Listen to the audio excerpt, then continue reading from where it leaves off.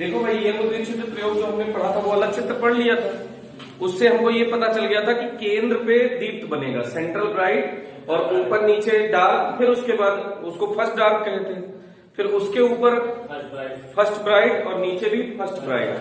तो ऐसे करके मतलब पहले केंद्रीय दीप्त, फिर प्रथम दीप्त, फिर इधर भी प्रथम दीप्त, फिर ऊपर द्वितीय दीप्त, वो सारी प्रथम दीप्त, और नीचे भी प्रथम दीप्त, फिर ऊपर प्रथम द्वितीय अदीप्त, फिर नीचे भी द्वितीय अदीप्त, फिर ऊपर भी द्वितीय दीप्त, फिर नीचे भी द्वितीय दीप्त। ऐसे करके चित्र बने थे, तो इसमें कोई डाउट नहीं होगा ना। फिर उसके बाद आगे देखते हैं हम लोग। तो फिर उसके बाद देखिएगा, जैसे उसी वाले चित्र को ये स्रोत लिया, ये स्रोत है अपना, फिर उसके बाद ये इसके सामने फर्स्ट स्क्रीन रख दी। अब इसके बाद सेकंड स्क्रीन रखना है, जिसके बीच में कुछ गैप है, ये डबल स्लिट है। इसमें ये स्लिट नंबर मतलब ये स्लिट 1 और ये स्लिट 2, तो इसको S1 S2 नाम दे दिए। फिर जो आपने दीप्त अदीप्त ब्राइट डार्क बनाया था, वो अलग पर्दा लिया था ना, ये अलग स्क्रीन ली थी।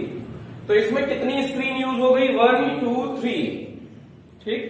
दूसरी वाले स्क्रीन में स्लिट है, पहली स्क्रीन में एक स्लिट है, और तीसरी वाली स्क्रीन में इमेज फॉर्मेशन का मतलब वो जो चमक देखनी है तीसरी स्क्रीन पे देखनी है, मतलब इस वाले स्क्रीन पे सिर्फ प्रतिबिंब बनेगा। इन दोनों को हम बस खाली इससे हमने क्या किया है, स्रोत पैदा किए हैं, सोर्स पैदा किए हैं। एक सोर्स था, उसकी सहायता से हमने कितने सोर्स पैदा कर दिए? 2 सोर्स पैदा कर दिए, ठीक। अब इसके बाद देखिएगा, यहां से एक लाइट यहां पहुंची, यहां से भी एक लाइट यहां पहुंची। अब इन दोनों के बीच में x हाइट पे, या xn हाइट लिख लीजिए, x लिख लो या xn हाइट लिख लो। xn हाइट पे क्या बनेगा, ये इस बात पे डिपेंड करेगा कि उनके बीच में पथांतर कितना है, पाथ डिफरेंस कितना है। मतलब ऐसे इसको समझिएगा, ये ग्राफ है, यहां 0 होगा, यहां पाई होगा, 2 पाई होगा, 3 पाई होगा, 4 पाई होगा। फिर उसके बाद देखिएगा, यहां पे π/2 होगा, यहां पे 3 π/2 होगा, और यहां पे 5 π/2 होगा, 7 π/2 होगा। ये 0 से वेव स्टार्ट हुई है, ये वाली वेव कहां से स्टार्ट हुई है? 0 से। तो इसका फेज या कला हम मानते हैं कि इसकी कला कितनी है? 0। इसकी फेज कितनी है? 0। इससे जो वेव, इधर देखिएगा ध्यान से, इतना आगे से शुरू हो, यहां से, तो इतना आगे से जो वेव शुरू हुई होगी ऐसे 0, इसका यहां है, लेकिन ये एक्चुअल में इस ग्राफ का π/2 से शुरुआत हुआ है ना, तो ये हो गया π/2, सब चीज आगे π/2 शिफ्ट हो गई। ये पॉइंट तो सेम रहेंगे, ये ग्राफ पूरा आगे शिफ्ट हो गया है। तो इसका 3 π/2, 5 π/2, 7 π/2, और ऐसे यहां पे होगा पाई, 2 पाई, 3 पाई, 4 पाई, ऐसे, ठीक। तो इसकी कला कितनी है, फेज कितना है? π/2, क्योंकि कितना आगे से स्टार्ट हुआ है? π/2। ऐसे ही ये वाला वेव कितना आगे से शुरू हुआ है? कितना आगे से शुरू हुआ है? देखो यहां से शुरू हुआ है, तो इसका फेज कितना है, कला कितनी है? पाई। अब ये वाला वेव कहां से शुरू हुआ है? देखो 5 इक्वल्स, देखो यहां से शुरू हुआ, इतना ढक के देखो, तो इसका फेज कितना है? 3 π/2 कला। इन दोनों में फेज, इसका फेज कितना है 0, इसका फेज कितना है π/2, तो इसमें फेज डिफरेंस कितना है, मतलब कलांतर कितना है, कलांतर कितना है, सब्सट्रैक्ट कर दो बड़े वाले में से छोटे वाले को, तो π/2 माइनस 0 π/2 हो गया। इसका फेज डिफरेंस कितना है, इसका फेज डिफरेंस कितना है π/2, लेकिन इसका फेज डिफरेंस कितना है, इसका फेज डिफरेंस कितना है पाई, इसका फेज डिफरेंस कितना है π/2, इसका फेज डिफरेंस कितना है, इसका फेज डिफरेंस कितना है 3π/2, इसका फेज डिफरेंस कितना है, समझ में आ गया होगा शायद। ये फेज डिफरेंस है, कलांतर है। अब हम लोग बात करने जा रहे हैं पथांतर की, किसकी, पथांतर की। तो ये समझिएगा पथांतर क्या होता है।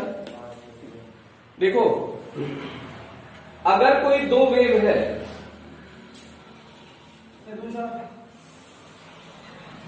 इधर देखिएगा, अगर कोई वेव 0 से शुरू ना होके 2π से शुरू हुई है, ये वाला मतलब वहां 2π नहीं लिखा जाएगा, लिखा 0 ही जाएगा।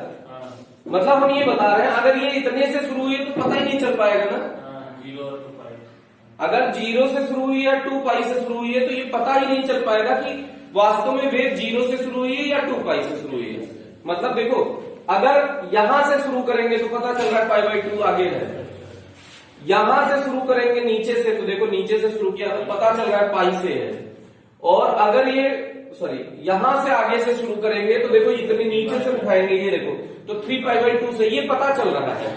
लेकिन अगर ये 2π आगे से शिफ्ट होकर शुरू हुई है तो पता ही नहीं चल रहा है, नहीं आया।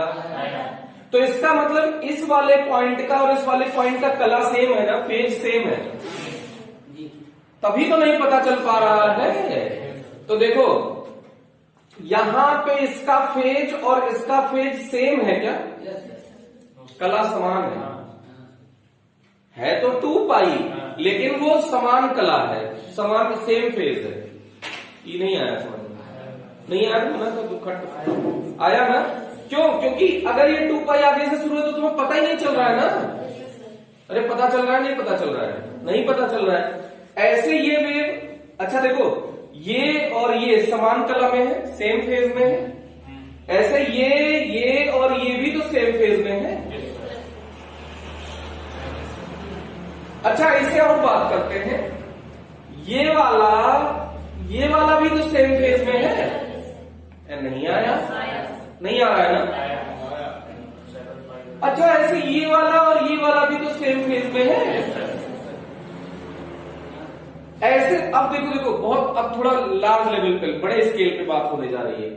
क्या ये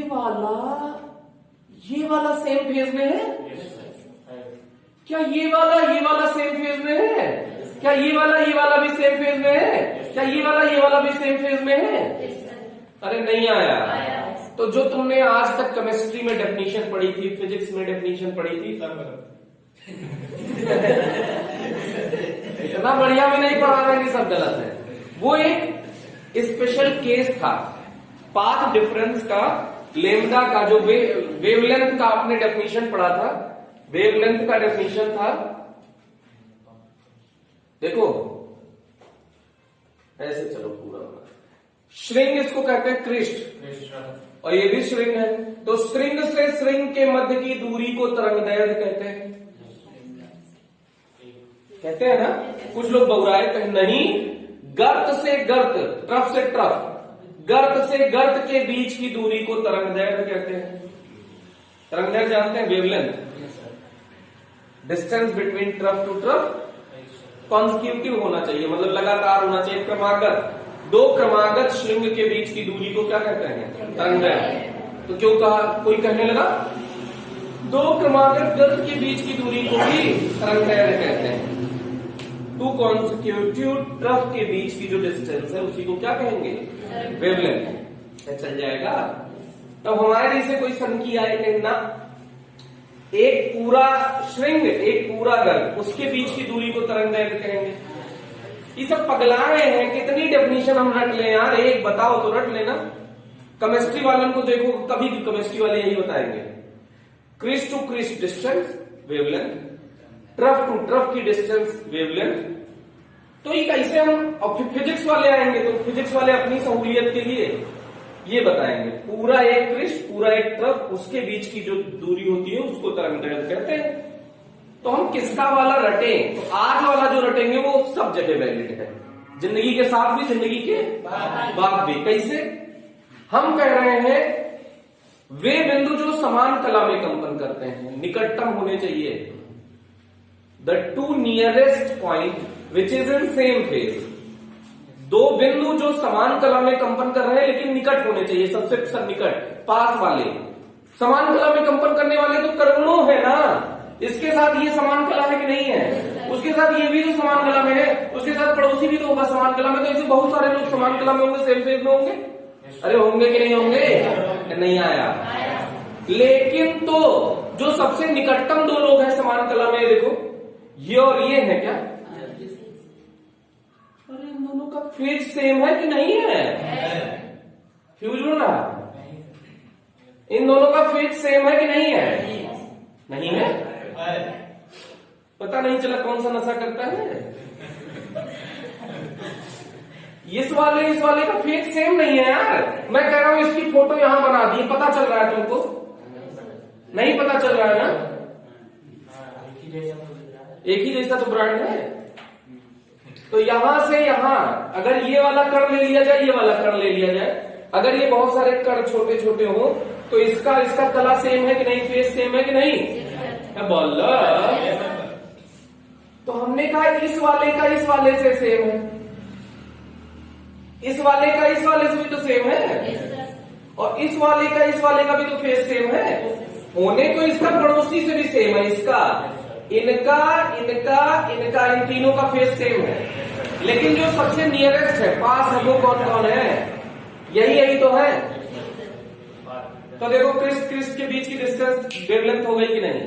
तो वे दो पॉइंट जो सेम फेज में वाइब्रेट करते हैं, वे दो बिंदु जो समान कला में कंपन करते हैं लेकिन वो निकटतम होने चाहिए। तो दो निकटतम बिंदु जो समान कला में कंपन करते हैं उनके मध्य की दूरी को तरंगदैर्घ्य कहते हैं। सही बात है। परिभाषा थोड़ी हाई लेवल की है क्योंकि कला वाला यूज हो गई है, क्योंकि ज्यादातर लोगों को कला ही नहीं समझ में आती है। आर्ट वाली कला थोड़ी है, ये तरंगों की कला है। तो the two nearest point which is in same phase, two nearest point which is in same phase, in the distance in between is called wavelength. उन दोनों पॉइंट के बीच की डिस्टेंस को वेवलेंथ कहते हैं। ठीक, इतना तो समझ में आ गया ना? अरे आ गया ना? तो इसको देखो, तो हमारे सारे डेफिनेशन सही हो गए ना? देखो, जो कहते थे क्रिस्ट के बीच की डिस्टेंस को वेवलेंथ कहते हैं, देखो इनका दोनों का सेम फेज नहीं है क्या? तो इनके बीच की डिस्टेंस वेवलेंथ नहीं हो जाएगी। इनका और इनका भी तो फेज सेम है, इनके बीच की डिस्टेंस वेवलेंथ हो जाएगी। इनका और इनका भी तो फेज सेम है, तो इनके बीच की डिस्टेंस वेवलेंथ हो जाएगी। इनका और इनका फेज सेम है, इनके बीच की भी डिस्टेंस वेवलेंथ हो जाएगी। तो मतलब कोई टेंशन नहीं है, अब जो भी वेवलेंथ है वो उतनी ही है, लेकिन चाहे जहां से नाप लो, इसको कट करो, कुछ अगले पे लगा दो, पूरा ढक रहा है ना, तो वो एक वेवलेंथ हो गई। कुछ लोग कह रहे हैं सर इसको भी तो काट के सर्कल ढकेगा, नहीं ढकेगा। कहां ढकेगा? ये ऐसे है, ये भाई साहब ऐसे है, ढक पाया क्या? कुछ लोग कह रहे हैं घुमा के रखो ना, हमने घुमाने की शर्त नहीं लगाई है। हमने क्या शर्त लगाई है? कुछ चिपकाओ, कहीं से भी काट के चिपका दो, अगर पूरा ढके तो वो वेवलेंथ है। देखो ढक दिया, नहीं आया। यहां से कट करो, ढक दिया। यहां से जगह थोड़ा वेव छोटी हो गई है, यहां तक ले लो, चलो। अब देखो यहां से कट करो, ढक दिया। फील आ रहा है, नहीं आ रहा है? कुछ जगह दिखाई नहीं पड़ रहा होगा, खाली यस सर, कुछ पता नहीं चल रहा है कि क्या बता रहे हैं। तो ई समझ में आया कि नहीं आया? पता चला जी? तो ये वेवलेंथ है ना? अरे सही बात है ना? यहां से यहां तक वेवलेंथ है, तो उसका आधा वेवलेंथ बाई 2 है। अरे सही बात है ना? तो उसका भी आधा क्या है? वेवलेंथ बाई 4 है ना। तो अगर दूसरी वेव, ध्यान से सुनना, इसका पार्ट डिफरेंस 0, पथांतर वो इसका तरंग दैर्घ्य 0 से शुरू हुई है ना, तो इसको 0 मान लो। ये कितना आगे से शुरू हुई है, इस चित्र को देख के बताओ। नहीं, लेमडा के टर्म में बोलो। इसका लेमडा हमने 0 मान लिया, 0 से स्टार्ट हुई है मान लो, लेमडा 1 मान लो। और इसका लेमडा कितना आगे से शुरू है, मैं देखी नहीं रहा है, लेमडा बाई 4 से, बिल्कुल सही जवाब। काहे, यहीं से तो शुरू है दूसरी वाली वेव, ये वाली यार, लिखते नहीं आया, अरे आ गया। तो ये देखो इतना आगे सड़क के शुरू हुई है कि नहीं, देखो इसके जस्ट आगे से, इतने से, तो ये लेमडा बाई 4 डिस्टेंस नहीं है क्या, तो इसका पाथ लेमडा बाई 4 है, लेमडा 2। तो इन दोनों का पाथ डिफरेंस कितना है, लेमडा बाई 4, अरे बड़े में से छोटा सब्ट्रैक्ट किया जाता है, लेमडा बाई 4 माइनस 0, गधा, लेमडा बाई 4 माइनस 0, तो कितना आएगा, तब का माइनस प्लस किए जा रहे हो, इतना ठीक है ना। अब इसके बाद देखना, ध्यान देना, जवाब तमीज से आना चाहिए एकदम सही वाला। इसके और इसके बीच में कितने का डिफरेंस है, 0 का किसको दिखा बे, लेमडा बाई 2 नहीं दिख रहा है क्या, यहां से शुरू है वेव, तो ये कितना आगे सरक के शुरू है, लेमडा बाई 2 आगे सरक के शुरू है। तो इसका जो लेमडा 3 मान लो, लेमडा बाई 2 से शुरू है ना, अरे बताओ, ई वाला बताओ, सारा सा लिखे नहीं तो बता देते,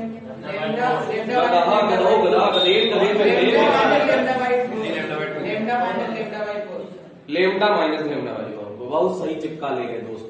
ये यहां से शुरू है, तो यहां से यहां लेमडा बाई 2 और यहां से यहां लेमडा बाई 4, तो 3 लेमडा बाई 4 नहीं हुआ क्या, लेमडा माइनस लेमडा बाई 4 भी 3 लेमडा बाई 4 आएगा।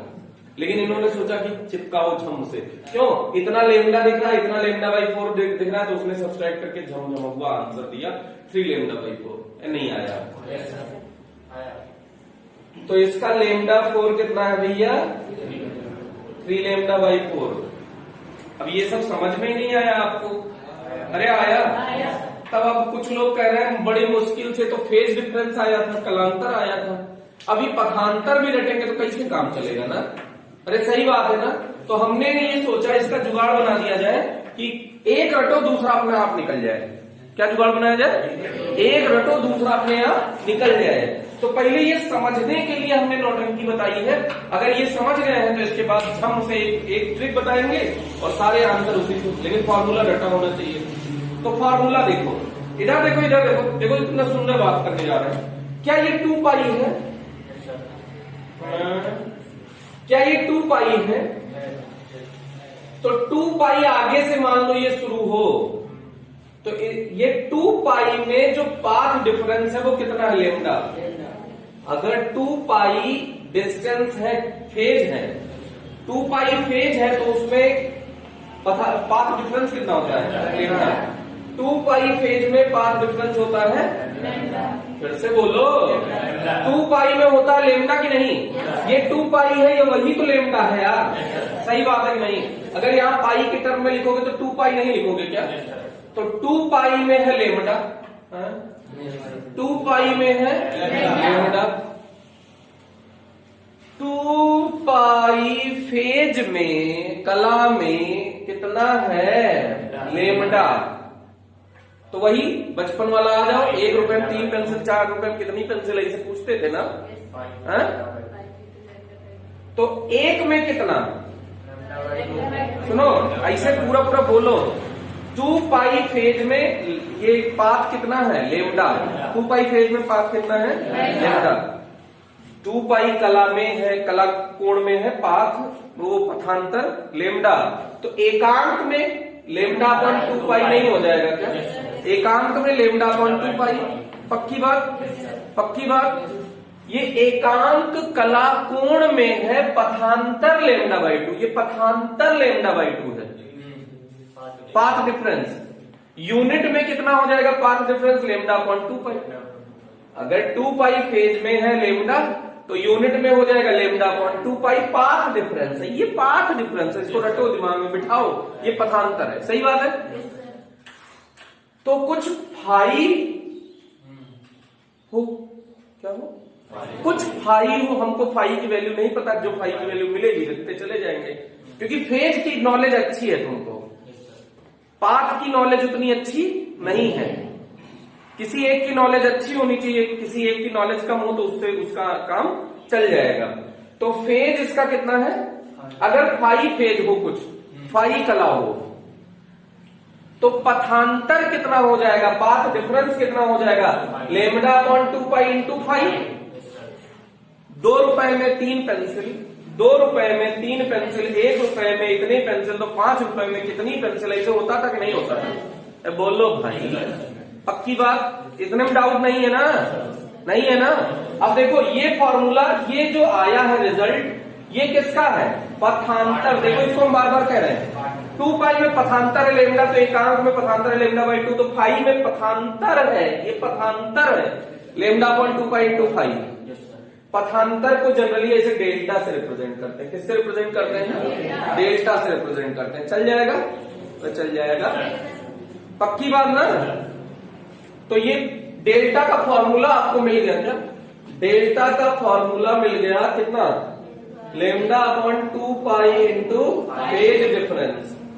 Path difference equals lambda upon 2 pi into phase difference. Formula क्या है, पथांतर equal lambda upon 2 pi into कलांतर। Path difference equal lambda upon 2 pi into phase difference. आया कि नहीं आया, फिर से देखो। अब फाई की वैल्यू देखो, कुछ रखो, इनके बीच में पाथ डिफरेंस निकालना है ना। हमको इसे ओरल पता है कि पाथ डिफरेंस लैम्डा बाई 4 है। चेक करने की का हमको ये वाला फॉर्मूला मजा दे रहा है, नहीं दे रहा है। तो इन दोनों के बीच में फाई कितना है, 5/2 है ना। चाहे इसको डेल्टा फाई भी लिख सकते हैं, तो यहां भी डेल्टा फाई आ जाएगा, तो ये ऐसे लिख सकते हैं ना। ये एक ही बात है, चाहे फाई लिखो चाहे डेल्टा फाई लिखो, उसमें ज्यादा टेंशन ना लेना, वो फेज डिफरेंस ही है कुल मिला के। तो इन दोनों में फेज डिफरेंस कितना है, रखो इसमें lambda upon 2 pi into pi by 2।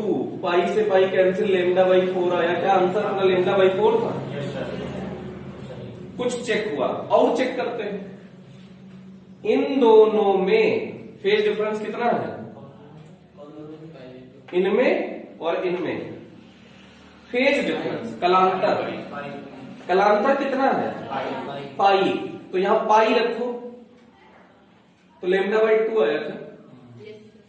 क्या लैम्डा बाई 2 है या नहीं है, देखो लैम्डा बाई 2 है ना। तो अब फेज डिफरेंस, अगर पाथ डिफरेंस वाला ये फॉर्मूला पता हो कि lambda upon 2 pi into phase difference, तो अपना कोई भी काम चल जाएगा ना। और रख के चेक कर सकते हो, इनके बीच में पाथ डिफरेंस, वो फेज डिफरेंस कितना है, 3 पाई बाई 2। कितना है, 3 पाई बाई 2। पक्की बात, पक्की बात है। तो अगर ये 3 पाई बाई 2 है, पाई से पाई कैंसिल आउट हो गया, 3 लैम्डा बाई 4 आया कि नहीं आया, क्या 3 लैम्डा बाई 4 था। तो ये वाला फॉर्मूला मस्त मिल गया कि नहीं, इससे अपना खूब ढेर सारा काम चल जाएगा कि नहीं। कुछ नहीं रहा है, मुंडी हिला रहे हो, जानते हैं बेटा। इतना गोला मारने के बाद तो एक से एक खलीफा बैठ जाए क्लास में तो उनको नहीं आएगा, और आप तो आप है, डॉट डॉट भी है साथ साथ, मिटा दिया जाए ना। अगर ये ज्ञान की बातें समझ में आ रही हो, तो यहाँ की कहानी अब शुरू होने जा रही है।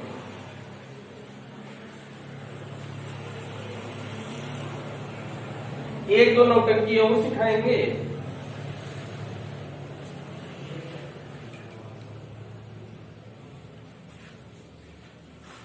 सुनो बेटा, अच्छा संपोषी के लिए तुमने कलांतर पढ़ा था ना, संपोषी व्यतिकरण के लिए, कंस्ट्रक्टिव इंटरफेरेंस के लिए। कंस्ट्रक्टिव के लिए कलांतर क्या था, 5 0 2 पाई 4 Pie dot dot dot 2n5। अरे था या नहीं था। तो इसके लिए पाथ डिफरेंस हुआ कितना होगा, ये भी तो जान लिया जाए। तो डेल्टा इक्वल्स देखो इसके जगह 2n पाई लिख दो, डेल्टा पाई की वैल्यू क्या लिख दोगे 2n पाई, तो इसका जनरल टर्म मिल जाएगा, इसका जनरल टर्म निकाल लो, उसमें वैल्यू रखते चलो। तो देखो lambda upon 2 pi into 2n पाई लिख दिया जाए, पाई टू n लेमडा आ जाएगा क्या, तो n की वैल्यू यही रख सकते हैं क्या, अरे रखो lambda 2 lambda 3 lambda dot dot dot n lambda. अरे ये होना भी चाहिए था, यहां से यहां लेमडा है ना, तो अगर दूसरी वेव लेमडा से शुरू है तो कंस्ट्रक्टिव डिस्ट्रक्टिव, मतलब संपोषी की विनाशी, कंस्ट्रक्टिव डिस्ट्रक्टिव, पता नहीं जी कौन सा नशा करता है क्या, बैल होगा बे, दूसरी वेव लेमडा आगे से शुरू हुई है, लेमडा आगे से शुरू हुई है, दूसरी वेव कहां से शुरू हुई है लेमडा, तो ये जब क्रिस्ट और क्रिस्ट मिलते हैं तो क्या होता है, कंस्ट्रक्शन होता है, डिस्ट्रक्शन होता है, संपोषी होता है ना। अच्छा इसकी n की वैल्यू 0 रखते तो ये 0 भी मिलता ना, अगर दूसरी वेव 0 से शुरू हुई है तो क्या होता, कंस्ट्रक्टिव डिस्ट्रक्टिव, संपोषी होता ना, संपोषी होता, कंस्ट्रक्टिव होता, लेमडा से शुरू है तो भी संपोषी होता, 2 लेमडा से शुरू है तो भी, 3 लेमडा से भी शुरू है तब भी कंस्ट्रक्टिव या संपोषी, कुछ भी कह लो, इंग्लिश में कहोगे कंस्ट्रक्टिव, हिंदी में बोलेंगे संपोषी, चल जाएगा। तो ये मतलब अपना प्रूव हो गया। तो अगर कोई कहे कंस्ट्रक्टिव इंटरफेरेंस है, संपोषी व्यतिकरण है, पाथ डिफरेंस बताओ तो क्या बोलोगे, 0 lambda 2 lambda dot dot dot n lambda, क्या बोलेंगे गुरु, 0 lambda 2 lambda dot dot dot n lambda. और विनाशी के लिए, डिस्ट्रक्टिव के लिए पाई कितना था, पाई था, 3 पाई था, झंडू था, dot dot dot 2n minus 1 पाई, 2n माइनस 1 लिखो चाहे 2n प्लस 1 लिखो, चल जाएगा दोनों, ठीक। अब ई वाला जनरल टर्म उसमें रखो, तो पता lambda upon 2 pi into 2n minus 1 पाई, डिचिया 2 से अंदर चाहो तो कर दो मल्टीप्लाई, चाहे तो ऐसे रहने दो 2n minus 1 lambda by 2, 2n minus 1 lambda by 2, n की वैल्यू 1 रखो, 1 रखो, तो 2 माइनस 1 हो गया into lambda by 2, lambda by 2, 2 रखो, 2 2 4 minus 1 3 into lambda by 2, 3 lambda by 2, 5 lambda by 2, चल जाएगा। चेक कर दो, देखो क्या ये सही रिजल्ट आया, लेमडा बाई 2 से शुरू है, लेमडा इतना है तो लेमडा बाई 2 इतना होगा ना, तो लेमडा बाई 2 से अगर कोई वेव शुरू है तो कंस्ट्रक्टिव डिस्ट्रक्टिव, डिस्ट्रक्टिव विनाशी व्यतिकरण होगा ना, बोल लो भाई। अगर 3 लेमडा बाई 2 से शुरू है तो विनाशी होगा, ऐसे 5 लेमडा बाई 2 से शुरू है तो विनाशी होगा। बोलो समझ में आया कि नहीं आया, ये बात अगर आपको अच्छे से समझ में आ गई तो हम लोग आगे प्रोसीड कर सकते हैं। चलो आगे देखते हैं। अब फिर से वही जो हम लोग पढ़ने जा रहे थे, क्या, यंग द्विच्छेद प्रयोग, Young double slit experiment. You want to note down this, okay. जैसे हमको इसी से मतलब है, अब इसको देखो, तो सारी कहानी इस बात पे डिपेंड करती थी, अब तक आपने देखा कि जो पाथ डिफरेंस होगा वो अगर कितना है कि वहां पे, यहां पे क्या होगा, P पॉइंट पे संपोषी की विनाशी, ये इस बात पे निर्भर करेगा कि यहां से जो एक वेव गई है, यहां से जो दूसरी वेव गई है, ये जो ऐसे ऐसे आप देख रहे हैं ना, ये एक्चुअल में ब्लू है, पानी पानी गई है, ये ब्लू है, पानी पानी, देवी शानी शानी वहां पहुंचा है। तो ये कैसे पहुंचा है इस बात पे डिपेंड नहीं करेगा क्या, कि इन दोनों के बीच में पाथ डिफरेंस कितना है। अगर ये पता चलेगा तभी तो ये पता चल पाएगा यहां कंस्ट्रक्टिव होगा कि डिस्ट्रक्टिव, संपोषी होगा कि विनाशी, तो पथांतर पे निर्भर नहीं करेगा क्या। अगर पहली वाली वेव ऐसे चली है, अगर ये एक लाइन ऐसे दिखा दी जाए, और दूसरी वाली वेव लेमडा बाई 2 से शुरू हुई होती तो डिस्ट्रक्टिव होके नहीं पहुंचेंगे यहां। अरे दूसरी वाली वेव ऐसे चली होती और लेमडा बाई 2 आगे से चली होती, या लेमडा बाई 2 पीछे से भी तो चल सकती है, यहां से सॉरी, ये 0 से शुरू है तो ये λ/2 पीछे से शुरू है, ये तो डिस्ट्रक्टिव ये भी तो हो जाता भाई। छोटी ये है, बड़ी ये है, तो ये पीछे से शुरू हुई है, ये थोड़ा आगे से शुरू हुई है, तो दोनों के बीच में इस बात पे डिपेंड करेगा कि पाथ डिफरेंस कितना है, तभी तो यहाँ कंस्ट्रक्टिव या डिस्ट्रक्टिव होगा। बोलो भाई, तो पाथ डिफरेंस अगर दोनों के बीच में, सुनो ये एक वेव है, यहां से यहां तक पूरा लेमडा है ना, अगर दूसरी वेव λ/2 आगे से शुरू है तो बताओ क्या होगा? डिस्ट्रक्टिव विनाशी। अगर लेमडा आगे से शुरू है तो संपोषी, अगर लेमडा आगे से शुरू है तो संपोषी। तो क्या इन दोनों के पथांतर पर यह बात निर्भर नहीं करेगी? क्या पाथ डिफरेंस पर यह निर्भर करेगा कि वहां पर उजाला बनेगा अंधेरा? भाई एनवे के लिए है ये, x = xn है, हमको क्या पता एनवे पे क्या होगा, उजाला होगा कि अंधेरा? सेंट्रल में पूछते झम से बताते कि अंधेरा नहीं होगा उजाला होगा, सेंट्रल पे तुरंत बताते हम कि यहाँ तो यहाँ क्या है, अब यहाँ उजाला ही क्यों होगा? देखो एक जने चले दूसरे जने चले, दोनों साथ साथ ही तो पहुंचेंगे, दो वेव साथ साथ चले, देखो you you you you you you you you साथ साथ चली तो यहाँ उजाला ही तो होगा। तो इनको देखो, अगर ये ऐसे चलते, ये पहला स्लिट होता, ये दूसरा स्लिट, ये सेंट्रल में, तो जितनी लंबाई इसकी होगी उतनी लंबाई तो इसकी होगी ना, लंबाई बराबर है, इसका मतलब ये वेव जैसे ये चली है वैसे ये भी तो चली है, तो पाथ डिफरेंस 0 है, मतलब दूसरी वाली वेव अगर 0 से शुरू हुई है, ये देखो 0 से शुरू हुई है, तो यहाँ कंस्ट्रक्टिव होना ही था, तो सेंट्रल वाले की मेरी गारंटी है कि कंस्ट्रक्टिव होगा।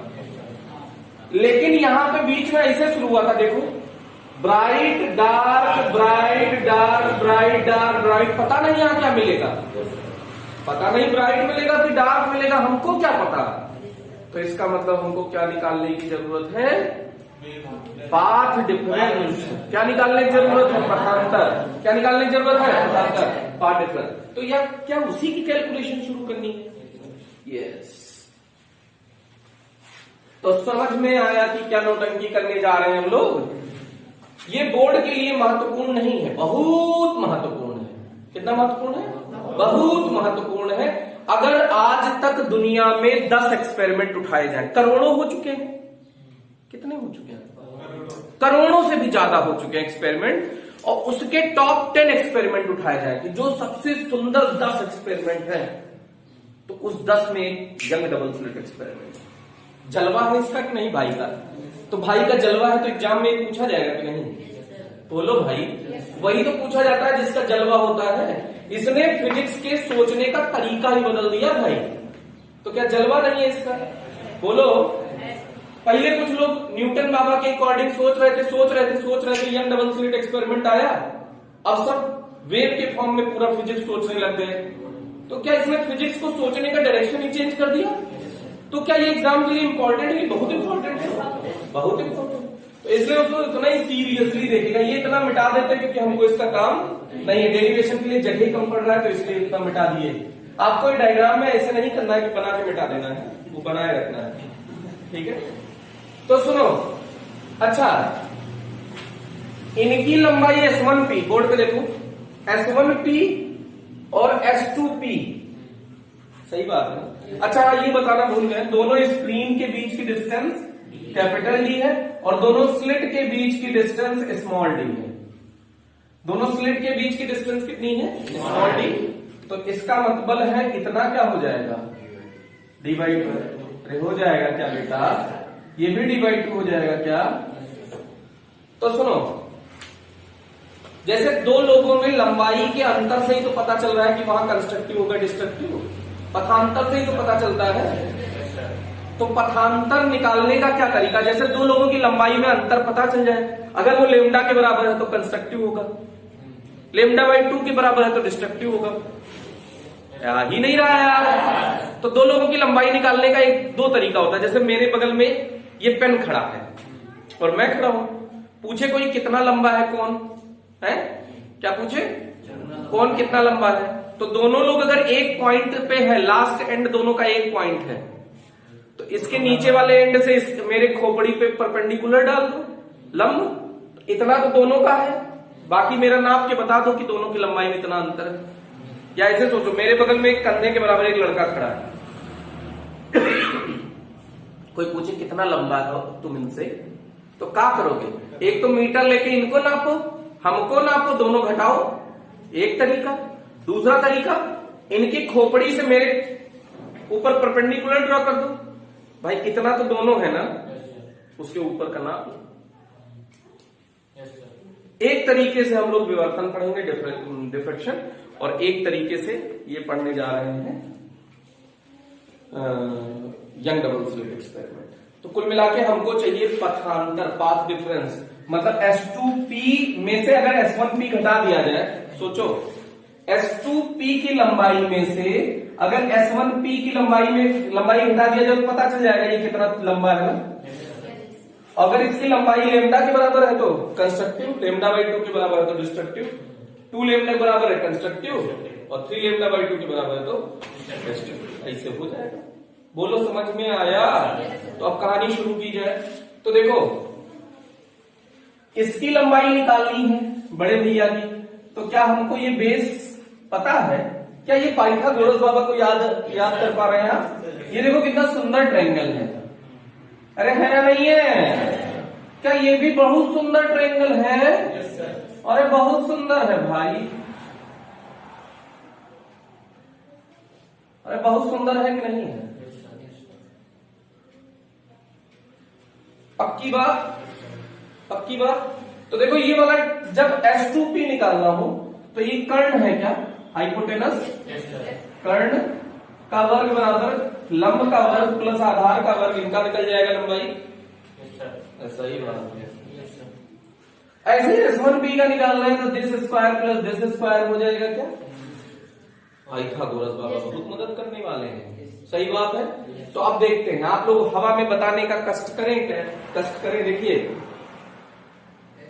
ये वाली डिस्टेंस कितनी है? D दिख रहा है ना? D भी कौन सा D? बड़ा वाला D। कौन सा D? बड़ा वाला D। और ये वाला हाइट कोई बताएंगे क्या? नहीं, x ही सोचो, क्यों? इसीलिए तो हमने एक्शन वैसे और करके लिख दिया, जैसे कैलकुलेशन x से करेंगे, बाद में चिपका देंगे एक्शन, कैलकुलेशन आसान हो। x बोलो, x माइनस, यहां देखो, यहां इधर देखो, यहां से यहां तक कितना है? x। अगर उसमें से ये हटा दिया जाए तो काम हो गया ना। और ये है कितना? तो x माइनस d/2 पता चल गया ना। ये परपेंडिकुलर या लंब है ना, तो x माइनस d/2 का स्क्वायर प्लस d का स्क्वायर बराबर S1P का स्क्वायर।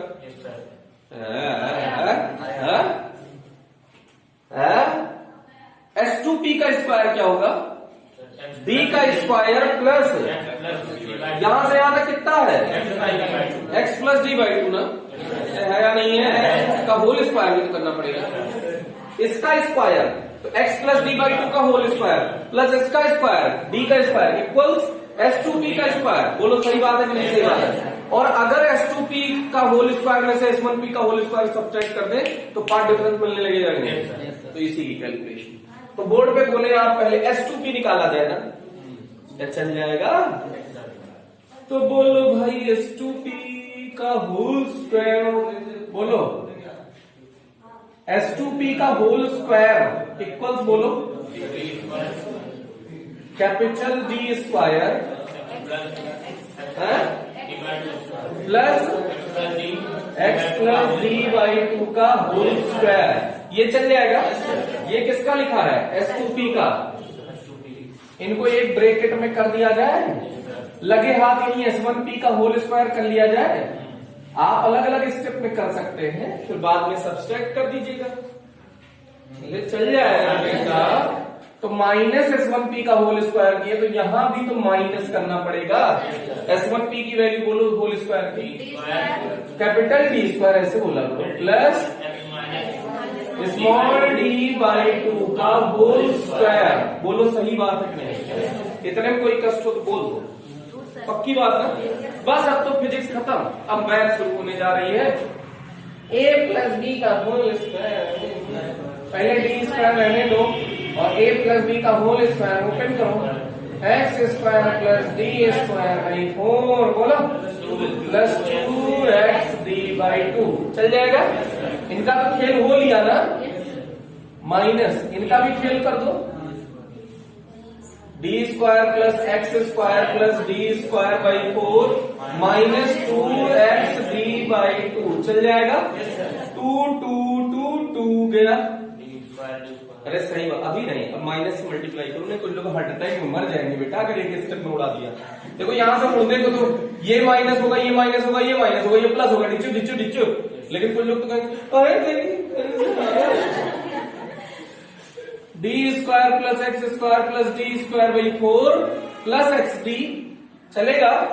माइनस से मल्टीप्लाई करना शुरू करो, minus D square minus x square minus D square by 4 plus x D. 2x D आया क्या भाई, समझ में आया? तो क्या ये S2P minus A square minus B square लिखा है? Hello, A square minus B square लिखा है क्या? तो A square minus B square equals A plus B into A minus B, जानते होंगे। तो इसको इसे लिख सकते हैं क्या, S2P minus S1P into S2P plus S1P। बेटा ये नहीं समझ में आया तो बता देना, पक्की बात। अब हमको चाहिए था S2P माइनस S1P, यही तो पार्ट डिफरेंस है, बोलो। तो S2P माइनस S1P इक्वल्स हो जाएगा 2xD upon S1P plus S2P।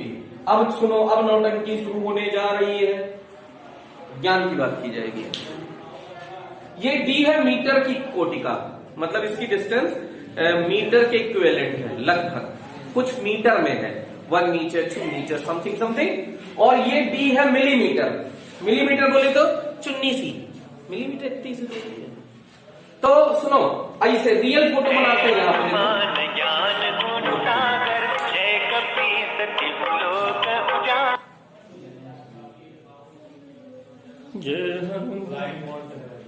हाँ जी लगा देते हैं, कैंसिल हो जाए। अब देखिएगा, ये वाला रियल फोटो बनाते हैं, एक्चुअल में जो होता है ये मिलीमीटर के इक्विवेलेंट होगा लगभग, ये ही स्क्रीन मान लो, और ये डिस्टेंस मीटर के इक्विवेलेंट है। अभी भी नहीं है, इससे भी दूर होना चाहिए तभी मीटर आएगा। तो अब देखो, ये भाई साहब जो चले हैं, देखना यहां पे, ये भी भाई साहब वहीं चले हैं, मतलब एक जगह मिले हैं, बीच में मिलते जुलते नहीं गए हैं, ठीक। और ये टोटल डिस्टेंस है QD, सही बात है ना? क्या ये देख सकते हैं कि ये एंगल बहुत छोटा है? अगर एंगल बहुत छोटा होगा तो जो कर्ण है हाइपोटेनस वो लगभग आधार के बराबर हो जाता है ना, तो हो जाता है ना। फॉर वेरी स्मॉल एंगल जो कर्ण है हाइपोटेनस है वो बेस के इक्वल हो जाता है ना, कर्ण और आधार बराबर हो जाते हैं। तो ये देखिएगा, ये दूरी बहुत ज्यादा है, ये बहुत कम है, इसलिए ये वाला देखो S1P यही तो ऊपर वाला, S1P ऊपर वाला है, S2P नीचे वाला है, S1P और S2P D के बराबर है ना, लगभग D के बराबर है ना। ऐसा समझ में आया कि नहीं आया? तो 2xD और S1P की जगह D लिख सकते हैं, S2P की जगह D लिख सकते हैं। तो फिर लोग कहेंगे सर यहां भी लिखो ना D माइनस D, बेईमानी करते हो सर, ऐसे कहोगे ना? तो सुनो क्या कहना है इसमें, हम ऐसा कह रहे हैं, एक लोग के पास 1 करोड़ रुपया है, एक लोग के पास 1 करोड़ 1 रुपया है, दोनों के पास मिला के लगभग 2 करोड़ रुपया है, यहां लगभग चलेगा। लेकिन एक लोग के पास 1 करोड़ रुपया है, एक लोग के पास 1 करोड़ 1 रुपया है। अगर कंपटीशन हो जाए कि इसमें किसके पास ज्यादा रुपया है, तो खट से कहोगे 1 रुपए का अंतर है ना, इनके भैया के पास 1 रुपया ज्यादा है, तो सब्सट्रैक्शन में अप्रोक्सीमेशन नहीं चलेगा, है ना, उड़ गया ना। हम कह रहे हैं घटाने में, जोड़ने में, जैसे 1 करोड़ 1 करोड़ 2 करोड़ हो गया, 2 करोड़ तो 1 से बहुत ज्यादा हो गया, तो 1 लगभग निगलेक्ट कर देंगे। लेकिन एक लोग के पास 1 करोड़ है, एक लोग के पास 1 करोड़ 1 रुपया है, तो दोनों के पास 2 करोड़ 1 रुपया थोड़ी, मतलब ऐसे जोड़ने में तो नहीं कहोगे ना, अरे 2 करोड़ में 1 रुपया क्या जोड़ोगे। लेकिन सब्सट्रैक्शन में किसकी औकात ज्यादा है, 1 रुपया उनके पास ज्यादा है ना, तुरंत ऐसे साफ साफ कहोगे 1 रुपए का अंतर है साहब, ऐसे कैसे नहीं है। मार्केट में कंपटीशन होने लगे, तुम अपना रुपया निकालो, तुम अपना रुपया निकालो, जीत हार होने वाली हो, तो 1 रुपया बहुत प्रभाव डालेगा कि नहीं डालेगा। तो सब्सट्रैक्शन में वो 1 रुपए का ही अंतर निकाल रहे हैं, तो वो तो प्रभाव डालेगा, एडिशन में वो प्रभाव नहीं डालेगा। तो इसीलिए यहां पे डी लिख दिया है, और ये S2P माइनस S1P किसके बराबर है, पाथ डिफरेंस के। अरे है ना, समझ में आया कि नहीं आया। कहानी अभी आधी भी नहीं हुई है बेटा, तो इतना समझ में पक्की बात है, आ गई ये बात। तो डेल्टा बराबर 2xd अपॉन 2d 2 उड़ गया, तो delta equals xd upon d, इतना ठीक है। अब वही नोटेंटी संकोशी व्यतीकरण के लिए for constructive interference, for constructive interference, for constructive interference phi equals, वो डेल्टा इक्वल्स क्या होगा, पथांतर एन लेमडा, किसके बराबर होगा, एन लेमडा के इक्वल होगा। चल जाएगा, अरे चल जाएगा ना। तो इसको दोनों को इक्वेट कर सकते हैं, तो देखो ये भी पाथ डिफरेंस है, ये भी, तो x d by d equals n lambda, तो एनवे के लिए एक्सएन लिख सकते हो, for nth fringe x equals nearly x n मान सकते हो स्क्रीन पे, चल जाएगा। तो यहां एक्सएन कितना आ जाएगा बेटा, n lambda capital D upon small d, चल जाएगा। फॉर फर्स्ट ब्राइट, ये ब्राइट का ही तो निकाले हो कि डार्क का निकाले हो, ब्राइट का निकाले हो, तो पहले ब्राइट के लिए एक्स 1 इसकी वैल्यू 1 रख दो, तो कितना आ गया, lambda D by D. Second bright 2 रखो यहाँ पे, 2 लेमडा डी बाई डी, 3 रखो 3 lambda D by D, and dot dot dot, ऐसे हो जाएगा ना। फॉर डिस्ट्रक्टिव इंटरफेरेंस के बाद, फॉर डिस्ट्रक्टिव विनाशी व्यतीकरण के लिए, किसके लिए, विनाशी व्यतीकरण के लिए बताओ कैसे लिखा जाए। डेल्टा इक्वल्स कितना हो जाएगा, बोलो, 2n माइनस 1 लेमडा बाई 2, ऐसा आएगा। याद कर लो, नहीं आया, याद नहीं आया, नहीं याद आ रहा हो तो इसे उसका फॉर्मूला सोच लो पीछे वाले का। तो देखो अब ये इसके इक्वेट कर दे इसको, तो वो भी डेल्टा है, ये भी डेल्टा है, यहाँ 2 रहा होगा, तो 1 2 से तो ये हो गया था, और फ्रॉम 1 and 3 क्या हो जाएगा बोलो, x n D upon d, वो एन लिख सकते हैं ना, चल जाएगा, बोलो 2n माइनस 1 लेमडा बाई 2, तो ये एक्स एन इक्वल्स क्या हो जाएगा, 2n minus 1 lambda D upon 2 small D हो जाएगा। तो ये डार्क फ्रिंज के लिए एन की वैल्यू 1 रखो, 1 रखो तो 2 माइनस 1 हो जाएगा 1 ना, तो लेमडा डी बाई 2d, फिर 2 रखो, 2 2 जा 4, 4 minus 1 3 lambda D by 2d, 5 lambda D by 2d and so on. ठीक, ये समझ में आया कि नहीं आया। ये अब इसी की हेल्प से ग्राफ बना लेंगे। देखो सेंट्रल पे तो ब्राइट मिलेगा ना, उसके बाद फर्स्ट ब्राइट है लेमडा डी बाई डी पे, लेमडा डी बाई डी पे, second bright 2 lambda D by D, यही तो है। बीच में फर्स्ट डार्क भी तो मिला होगा, फर्स्ट डार्क कितना मिला होगा, लेमडा डी बाई 2d, फिर second dark 3 lambda D by 2d and so on. अब इससे ग्राफ बनाना शुरू करो तो मान लो ये हाइट है, ये फिर ये ऐसे बनेगा ना, तो ऐसे इधर बनेगा तो ऐसे इधर भी तो रिपीट हो जाएगा। बोलो अब इसमें फ्रिंज विड्थ के लिए कैलकुलेशन करें तो पूरी फ्रिंज विड्थ क्या होता है, जैसे ये ब्राइट फ्रिंज है, ये पूरा क्या है बेटा ब्राइट फ्रिंज, तो ये लेमडा डी बाई 2d होगा, ये भी इधर भी जैसे इधर होगा वैसा इधर होगा ना, कॉपी माइनस में होगा लेकिन हम लोग मैग्नीट्यूड में लिख रहे हैं, ये क्या हो जाएगा लेमडा डी बाई डी, ऐसे होगा कि नहीं होगा।